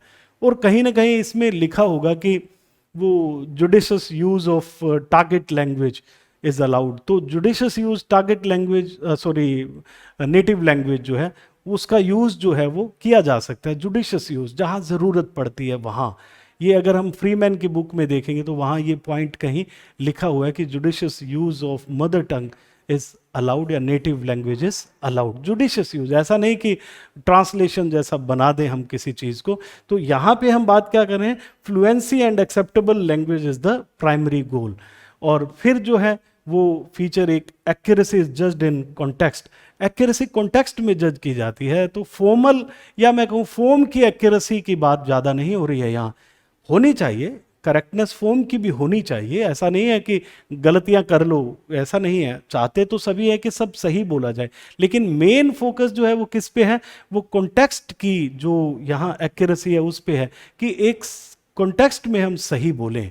हमें पता होना चाहिए कि हम एक टीचर के साथ खड़े हैं तो हमें यहाँ कैसे बोलना है, एक फ्रेंड के साथ है तो कैसे बोलना है, शादी में है तो कैसे बोलना है, स्कूल में है तो कैसे बोलना है, वो लैंग्वेज हमें पता होनी चाहिए, वो हमारी एक्यूरेसी होनी चाहिए कॉन्टेक्स्ट पे। और फोकस सभी स्किल्स पे होता है। और एक वर्ड ये देखिए, negotiation of meaning is the purpose. मतलब हम नेगोशिएशन ऑफ मीनिंग मतलब हम एक दूसरे की बात को समझ पाएं, वो एक बड़ी चीज़ होती है। नेगोशिएशन ऑफ मीनिंग जो है वो बड़ी बात है। और linguistic variation is a central concept. देखिए लैंग्वेज की वेरिएशन तो होगी, क्योंकि हम यहाँ कितना खुलापन दे रहे हैं स्टूडेंट्स को कि जो आपकी इच्छा है बोलो, बोलना शुरू करो। तो लिंग्विस्टिक वेरिएशन होती है इसमें। ऐसा नहीं कि टीचर का एक उसने सिलेबस बना लिया बस वही करवाना है, तो वहाँ तो वेरिएशन नहीं होगा। यहाँ क्या हो रहा है कि एक बच्चे को छोड़ दिया जाता है कि आप बोलो, कम्युनिकेट करो, तो उससे क्या होगा, एक लिंग्विस्टिक वेरिएशन आता है। और साथ में learners needs are focused on, कि लर्नर की जो नीड होती है उस पर ध्यान दिया जाता है, उसकी फीलिंग्स को भी जो है वो उसको भी डील किया जाता है। और फिर यहाँ पे है the teacher plays the role of facilitator. यहाँ अथॉरिटी नहीं है। अगर हमने पढ़ा, चाहे वो हम कहीं से पढ़ते हुए आ रहे हैं, ग्रामर ट्रांसलेशन में या एसएलटी में पढ़ा और कहीं, वो टीचर ओरिएंटेड होती है सारी। यहाँ टीचर जो होता है वो क्या है, वो फैसिलिटेटर होता है। टीचर फैसिलिटेटर है, मॉनिटर है, रिसर्चर है, लर्नर है, इंडिपेंडेंट पार्टिसिपेंट है एंड काउंसलर है। तो टीचर का रोल जो होता है ना वो एक फैसिलिटेटर का होता है, एक गाइड होता है, वो एक तरीके से बच्चों के साथ मिल के जो है वो काम करता है। फिर कुछ एक्टिविटीज की हम लोग बात कर लेते हैं। ये एक्टिविटीज जो है, एक तो टास्क बेस्ड लर्निंग जो है एक्टिविटी होती है कि इसमें रोल प्ले भी होता है। भाई कुछ स्टूडेंट्स मिल के पेयर वर्क होता है, भाई पेयर बना लिए जाते हैं, ग्रुप वर्क होता है, रोल प्ले होता है, इसमें टास्क बेस्ड लर्निंग होती है। ये टास्क बेस्ड मतलब कुछ टास्क दे दिया जाता है, उसको कंप्लीट करना होता है। अब टास्क बेस्ड लर्निंग तो एक और अलग से मेथड ही बन गया था, धीरे धीरे वो यहीं से निकल के आया था। तो यहाँ टास्क बेस्ड लर्निंग होती है, रोल प्ले होता है। एक एक्टिविटी है जिसकी हम बात करें जिसको, जो कि मेन एक्टिविटी है, इंफॉर्मेशन गैप एक्टिविटी होती है। कि मान लीजिए कि कोई एक ऐसा मुद्दा है जिस पे बात हो रही है, जिस पे मुझे नॉलेज नहीं है, मुझे उसकी इंफॉर्मेशन नहीं है, वो गैप है।